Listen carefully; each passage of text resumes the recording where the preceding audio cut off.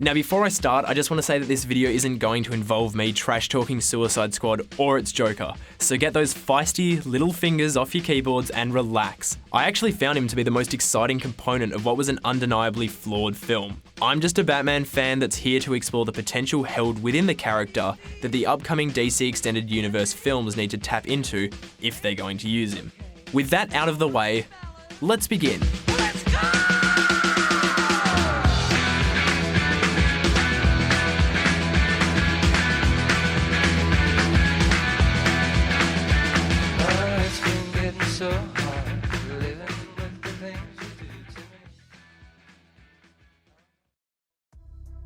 It's no secret right now that the DC Extended Universe has made some mistakes with their first 3 films.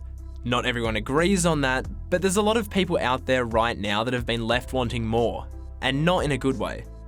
To me, I think one of their biggest missteps so far is how David Ayer and the execs from DC and Warner Brothers have both introduced and utilised their Joker in Suicide Squad. To understand his misuse, we first need to break down how he was used.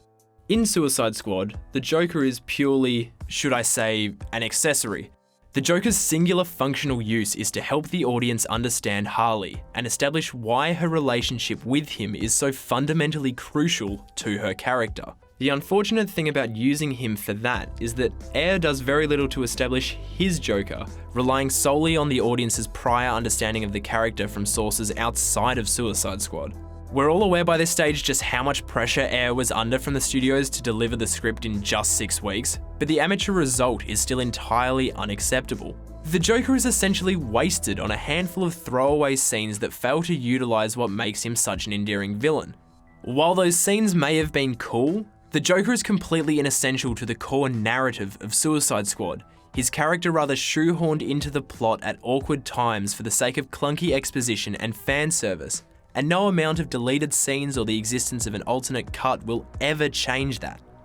Look, I don't want to get bogged down on this because I honestly feel like Jared Leto could nail what we've seen so far of his interpretation in a more driven narrative in which the Joker gets to do what he does best: antagonize the ideals of his protagonist. What made the last screen incarnation of the Joker in Christopher Nolan's The Dark Knight so incredibly good is that the Nolan brothers wrote a screenplay in which the Joker was absolutely essential to both the story at hand and the protagonist's journey within that story. There's this wonderful push-pull dynamic that punctuates The Dark Knight, with Ledger's Joker constantly forcing Batman to make hard ethical decisions that reveal character and draw attention to the core themes of the narrative. He's essentially the yin to Batman's yang, and their symbiotic nature is what elevates that film to its current high regard. That exact dynamic is something that all great Joker stories have. The Killing Joke, Death in the Family, The Dark Knight Returns, even his central villain roles in Justice League and Suicide Squad comics seem to understand that this is what makes the Joker work. Simply stuffing him into a narrative that doesn't need him just to explain the existence and subsequent desires of Harley Quinn is a massive disservice to possibly the most iconic villain in all pop culture. The Joker's potency is voided unless he's centre stage, combating the hero, or heroes, whoever they may be, on whatever level challenges them most, be it intellectual, physical, or ideological. It's actually just screenwriting 101. An antagonist who doesn't antagonize the hero isn't an antagonist at all.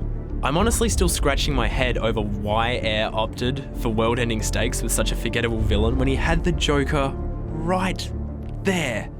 I get that the Joker clearly isn't meant to be the primary focus of this film, but that's the problem. He could have just been teased through like these tiny glimpses of him that aren't really of him, and then when he appears at the end of the film, you're like, wow, I'm keen to see this in a later film. And don't tell me that that doesn't work because...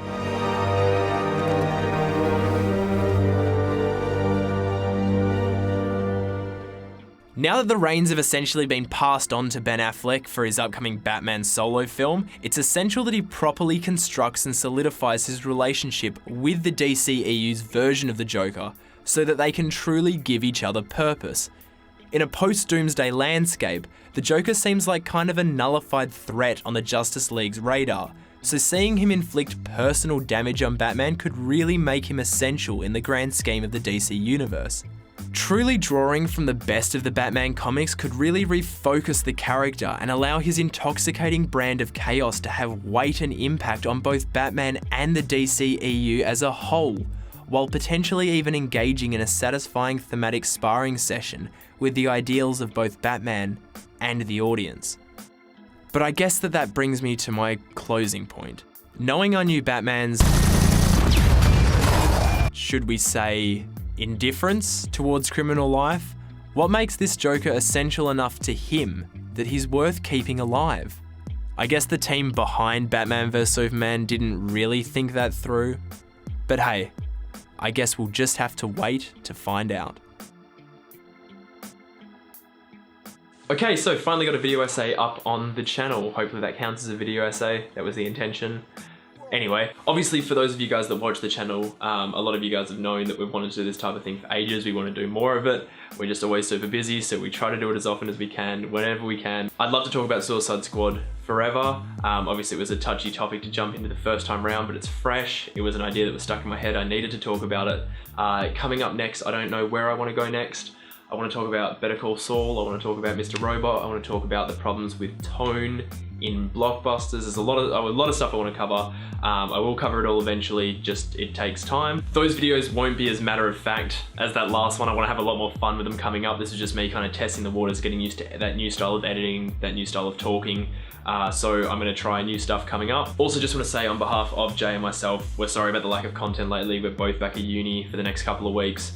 I'm writing the sequel to Red Hood the Fallen, which takes a lot of time to write a good script. I don't know how many of you guys know that. Anyway, thank you so much for watching, guys. Don't forget to thumbs up the video if you liked it, and please subscribe to see more stuff from this channel.